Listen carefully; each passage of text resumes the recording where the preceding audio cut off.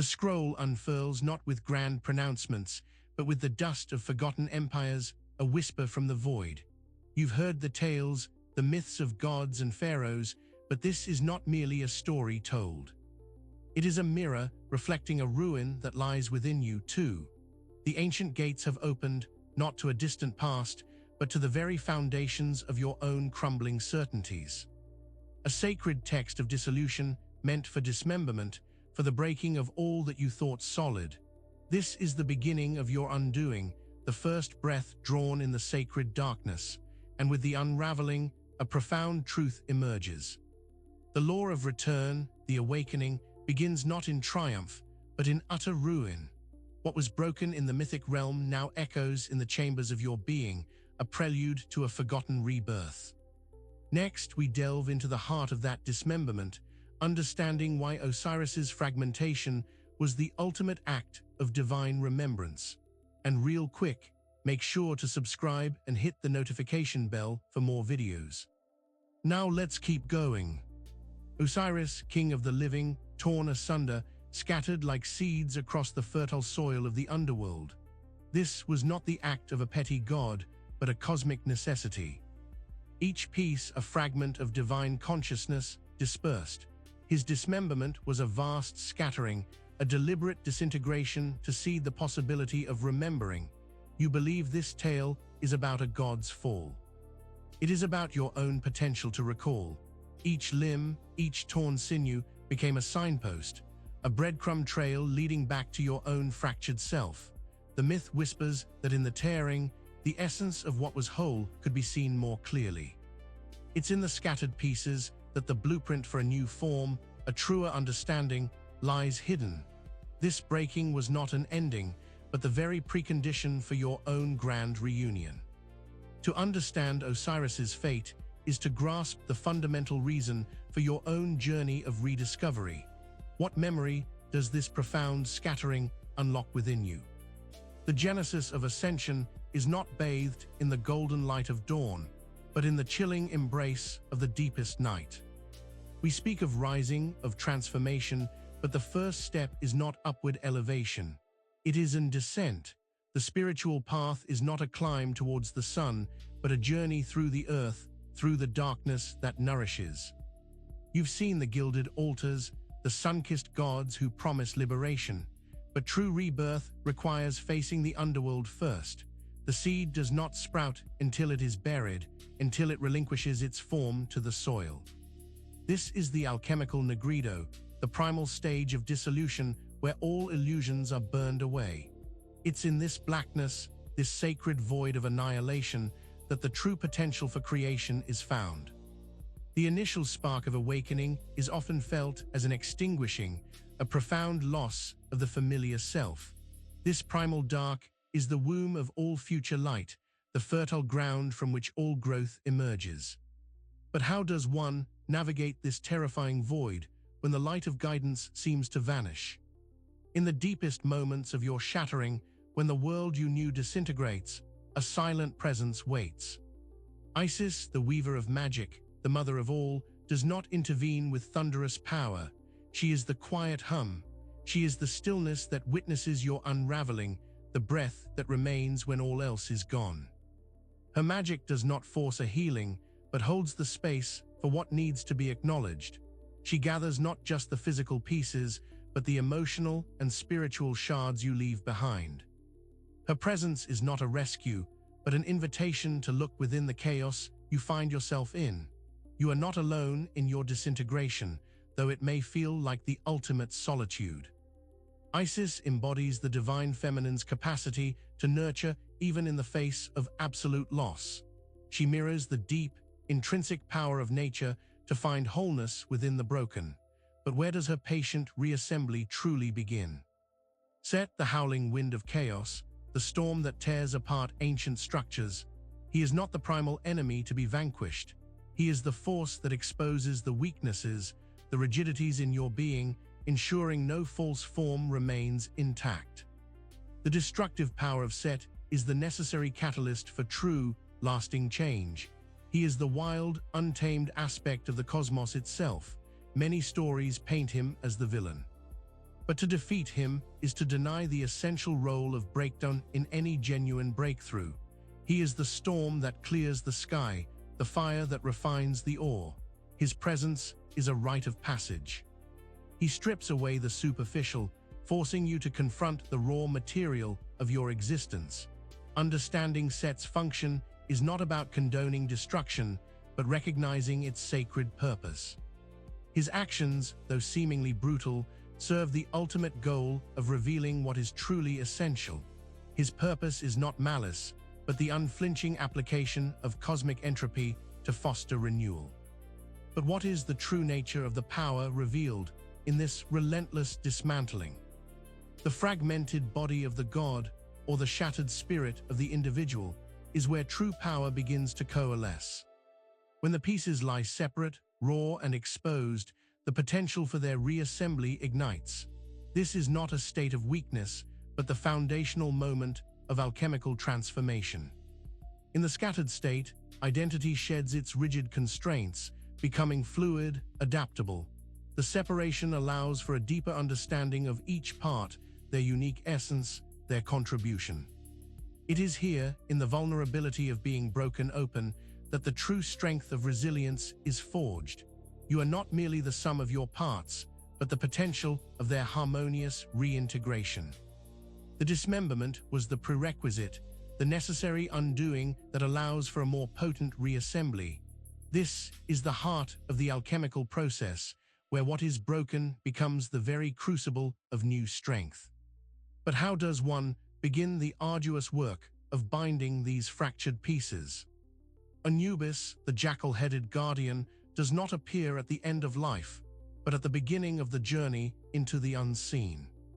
He walks the shadow path, guiding souls not to judgment, but to the threshold of profound transformation. His domain is not death itself, but the liminal space between what was and what is becoming. He is the keeper of the mysteries of transition, the overseer of the passage through the underworld. When you stand at the precipice of your own dissolution, Anubis is already there, his gaze steady. He ensures that the journey through the darkness is not one of despair, but of deep inner knowing. His presence signifies that transformation requires embracing the shadow, not fearing it. He is the harbinger of change, the silent witness to your descent into the depths of your own being. He leads you into the darkness so that you can find the light that resides within it. But what awaits at the end of that shadowed path, where eternity itself is measured? The scales of Ma'at do not weigh your transgressions, but the integrity of your essence against the vibration of divine truth. They are not an instrument of divine punishment, but a mirror reflecting the harmony of your soul. Each soul is balanced, not against a tally of sins, but against the feather of cosmic law, the pure vibration of oneness. This is not about judgment from an external force, but an inner reckoning with your own alignment. When the scales falter, it is not a condemnation, but a signal for deeper integration. The truth of your being is revealed in how readily it aligns with universal order. The weighing is a moment of profound self-awareness, an unveiling of your true energetic signature. It is a cosmic audit, revealing how well you resonate with the fundamental frequencies of existence. But what happens when the integrity demonstrated is not enough, when the feather seems impossibly heavy? The ancient wisdom of the Hermetic tradition holds a profound secret within the silent tomb of your own being. It speaks of the great work, the alchemical transformation that mirrors the journey of the soul. Within this tomb, the separation of elements, the nigredo, the albedo, the rubedo, are not just symbolic stages. They are the very laws governing your own internal alchemy, your personal journey of becoming. Hermes Trismegistus revealed that what is below is like what is above, a cosmic imprint in the human spirit. The tomb is where the old self is laid to rest, preparing for the essential work of reconstitution. It is in this stillness, this apparent death, that the true alchemy of spirit and matter takes place. The inert matter of your past is broken down, ready to be transmuted into something divine. This hidden law within the tomb is the key to understanding how the divine is forged within the human. But how does this internal alchemical process illuminate the ultimate vision needed for true awakening? The Eye of Horus, that powerful symbol of protection and divine sight, sees far beyond the physical realm. It pierces through the veils of illusion, revealing the subtle energies that govern our reality. This is not just an eye that perceives, but an eye that actively sees your becoming, your ongoing creation. It acknowledges the woundedness, the fragmentation, but also the inherent capacity for wholeness. The Eye of Horus represents the awakened consciousness that understands the interconnectedness of all things. It is the inner clarity that can discern truth from deception, light from shadow. This vision is not static. It is a dynamic force that witnesses your evolution in real time. It is the divine perspective that understands your journey is one of continuous restoration and growth. It's the illumination that enables you to navigate the complexities of your own spiritual unfolding. But what is the ultimate culmination, the fiery reassembly that this vision prepares you for? And then comes the rubedo, the final stage, the reddening of the alchemical work, the divine passion. This is where the scattered pieces, guided by divine sight, are reassembled not into their old form, but into something new, something illuminated. The fragmented soul, once purified and integrated, begins to manifest its divine essence in brilliant, vibrant hues. This is the stage of union, where spirit and matter, heaven and earth, are made one within you. The chaos has been transmuted, the darkness embraced, and the illumination solidified. Rubedo is the triumphant emergence, the divine spark igniting into a glorious, radiant fire. It is the embodiment of the resurrected self, fully integrated and alive with cosmic energy. This is the fusion of all that was broken, now made complete and burning with the life force of creation itself.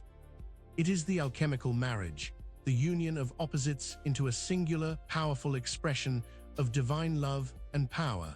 But what is the true nature of the authority claimed in this final, radiant reassembly? The crown is not a symbol of power bestowed from without, but an ancient testament to the authority reclaimed from within. It rests not on a head of privilege, but on the brow of one who has walked through the fire and emerged transformed. To claim it is to acknowledge the divine sovereignty residing within your own being, a birthright you have reawakened. It represents the fully integrated consciousness, the ruler of one's own inner kingdom. The weight of the crown is the sacred responsibility of embodying your highest truth.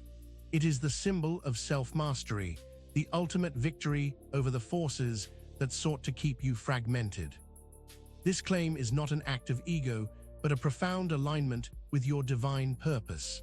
The crown is the radiant manifestation of your complete and sovereign self, now fully realized. This is the realization of your divine potential, the moment when you embody the sovereign divine within the human. But is this embodiment the end of the journey or a new beginning in a cosmic dance? Resurrection is not a final resting place or a singular miraculous event to be passively received. It is a fundamental law of motion, a perpetual cycle of dissolution and reconstitution woven into the fabric of existence. This law dictates that all things eventually return, reformed and renewed into a greater expression of themselves. The myth of Osiris is not an isolated incident from antiquity. It is a living principle in play within you, within the universe. Every ending is a promise of a new beginning, every fall a precursor to ascension. This eternal rhythm ensures that life, in its infinite forms, never truly ceases but constantly transforms.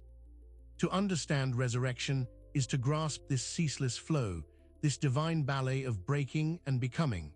It is the universe's constant act of self-creation, a testament to eternal, dynamic renewal.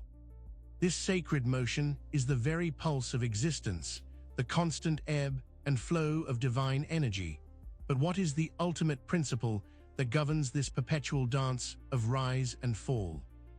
The law of sacred collapse has already begun its activation within you and within the world around. It is the silent, inexorable force that prompts the shedding of the old, making way for the new. This law is not an agent of destruction, but a cosmic architect, clearing the ground for divine reconstruction. You are not separate from this unfolding, you are an integral part of its inevitable unfolding. It is the universe's way of ensuring that growth and evolution can occur, often through profound transformation. Embrace the falling away, for it is the necessary precursor to the rising up, the sacred dance of becoming. This eternal principle is the engine of all change, the unseen hand guiding you toward your truest form. It is the universe's promise that from the ashes of what was, something even more magnificent will always emerge. This activated law heralds not an end, but the profound beginning of your own divine reconstitution.